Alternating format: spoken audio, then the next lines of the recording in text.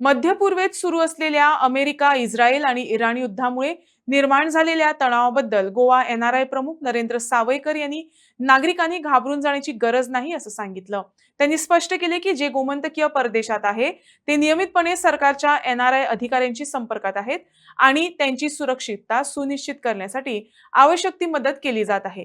या पार्श्वभूमीवर सरकारची पूर्वकल्पना आणि उपाययोजना देखील सुरू आहेत अशी माहिती त्यांनी दिली. सध्या आमचे जे गोंयकार गॅस सप्लाय ते सकाळी सुद्धा कांय जाणांनी फोन केल्लो. सो तेंचें म्हणणें आसा की थंय आतां जे कोण जे रावतात थंय तेंचे आतां तसो खंय इशूज ना. आतां स्पॉरेडिकली कांय कडांनी एखादी गजाल जर घडटा आसत पूण अजून पर्यंत आमचे गोंयकार ज्या कडांनी आसात त्या कडांनी ते सेफ आसात. तर कोण हॉटेलान आसतले कोण भोंवून गेल्ले आसत ते हॉटेलान आसत कोण आपल्या कंपार्टमेंटान रावता आसत घरा आसत सगळे सेफ आसत. तशें आतां इशूज ना.